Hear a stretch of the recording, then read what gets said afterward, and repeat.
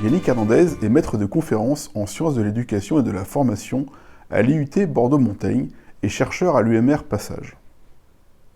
Aujourd'hui, il vient nous parler de l'organisation d'un cours d'été transfrontalier et transnational dédié aux jeux vidéo et ouvert à un large public.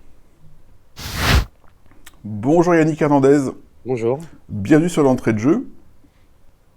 Alors avant de parler directement de l'événement du 17 juillet prochain, est-ce que vous pouvez commencer par vous présenter? Oui, bien sûr. Je suis Yannick Hernandez, maître de conférences en sciences de l'éducation et de la formation à l'IUT Bordeaux-Montaigne. Alors, avec un parcours franco-espagnol, avec un doctorat en STAPS et actuellement, comme je disais, à l'IUT Bordeaux-Montaigne, responsable d'une licence professionnelle médiation par le jeu gestion de ludothèque et un DU sur gestion et animation de ludothèque et chercheur au laboratoire Passage, une UMR du CNRS. Donc mes travaux, peut-être pour expliquer très rapidement, hein, voilà, avec ce parcours déjà pluridisciplinaire aussi, comme j'ai pu évoquer, je travaille notamment toutes les questions autour du loisir, les activités ludiques, sportives, et je me suis intéressé du point de vue notamment d'une orientation sociologique du sport et des loisirs et de l'éducation, avec la question aussi plus récente aussi du transfrontalier et du transnational. Et j'ai toujours eu l'intérêt aussi de la question des valeurs, des dynamiques citoyennes qui entourent justement ces activités. Donc voilà, c'est un peu mes activités en termes de recherche qui s'entrecroisent aussi avec les éléments et les activités de formation, bien évidemment.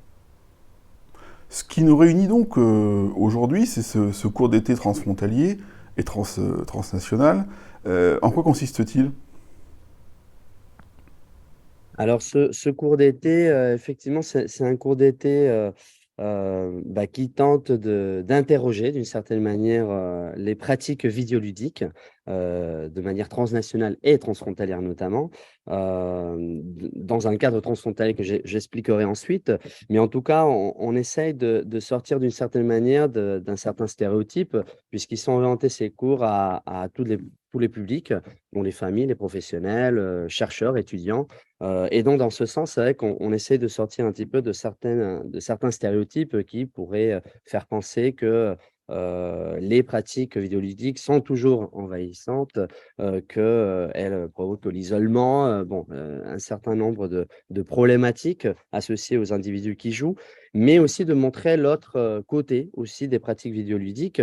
Notamment, voilà, en sachant que c'est, le jeu déjà en plein essor, mais notamment les jeux vidéo.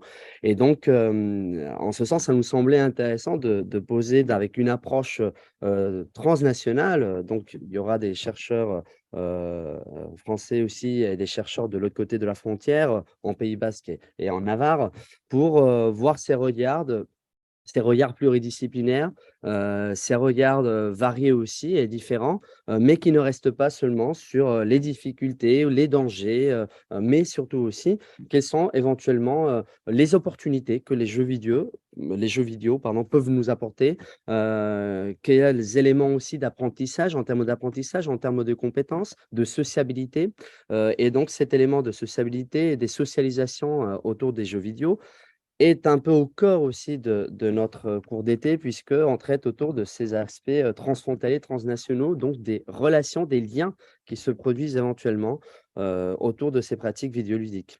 En tenant en compte qu'on parle aussi d'un environnement virtuel et parfois, peut-être, on essaiera d'interroger en tout cas, ce paradoxe entre, un espace qui parfois est, transnational, mais transfrontalier aussi, donc proche de la frontière, mais que peut-être ne va pas regarder par rapport aux jeux vidéo à côté, et il va regarder plutôt à l'international dans un domaine plutôt transnational qui dépasse, ce petit, territoire, transfrontalier, non?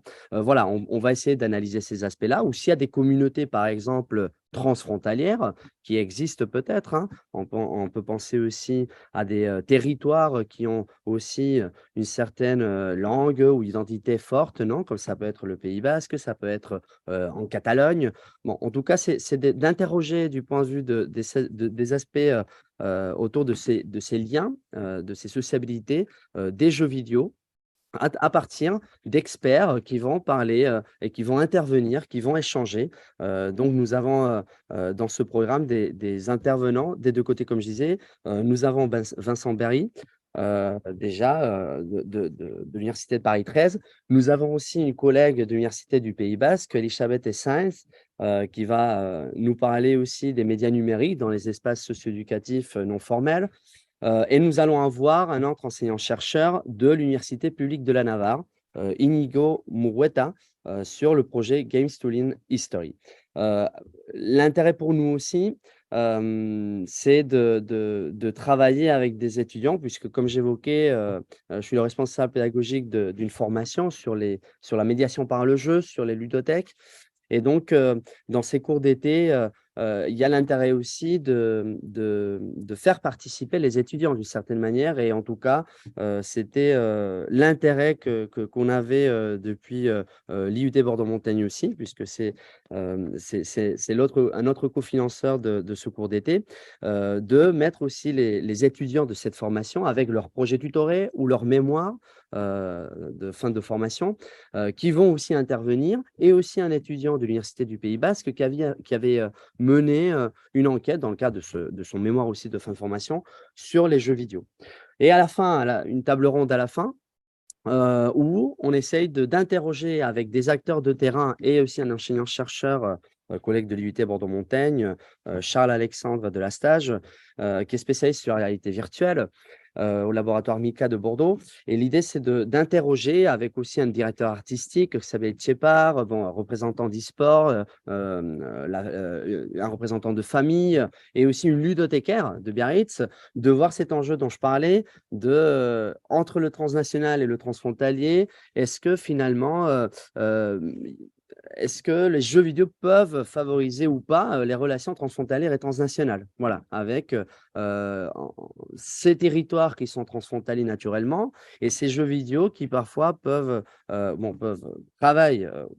pratiquent, dans un environnement virtuel, dans un espace virtuel et donc quelles sont ces dynamiques, qu'on peut trouver, lors de ces pratiques ou même, voilà, dans le relationnel et les liens sociaux finalement, des pratiquants. Voilà, avec la diversité de pratiques vidéoludiques que l'on peut, retrouver bien évidemment. Voilà, dans cette projection, plurielle, diverse, hétérogène, et aussi, pluridisciplinaire. Alors si je peux me permettre aussi, pour contextualiser, c'est il faut, peut-être mettre le cadre à ce cours d'été sur l'analyse transfrontalière et transnationale, sur les jeux vidéo et c'est un cours d'été qui s'organise dans le cadre d'une semaine, sur des cours d'été transfrontalières. Voilà, c'est un cours le 17, je le dirai plus tard peut-être, mais le 17 juillet, mais c'est toute la semaine, hein. C'est du 17 juillet au, 21 juillet et en fait, c'est un consortium qui s'est créé depuis, l'année dernière. Il y avait déjà des initiatives transfrontalières, bien évidemment,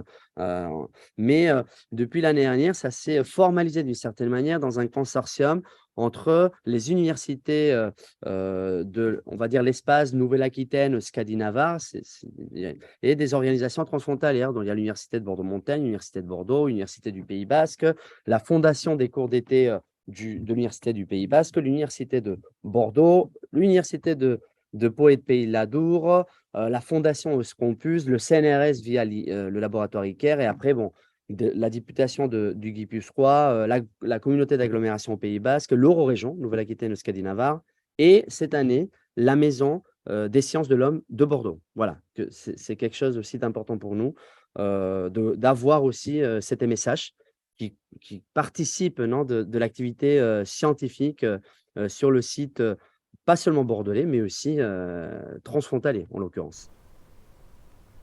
Alors, autre question à présent, quels sont les soutiens dont vous avez bénéficié pour ce projet? Et peut-être aussi, pourriez-vous revenir sur ces enjeux et ces débouchés scientifiques? Alors, pour ce cours, précisément sur les analyses transfrontalières et transnationales des jeux vidéo, usage, interaction et accompagnement, nous avons le soutien notamment du GIS, hein, Jeux et Sociétés, et nous avons aussi le soutien de l'IUT Bordeaux-Montaigne. Or, il y a tout le soutien derrière, de toutes, les institutions que j'ai évoquées. Je ne vais pas les répéter parce qu'elles sont assez nombreuses, mais par contre, je peux évoquer la collaboration de l'association d'étudiants Les Galopins. Ce sont les étudiants de la formation, ici de l'IUT, de la médiation par le jeu et la gestion de ludothèque. Il y a aussi le centre social et culturel de l'Esté à Bègles.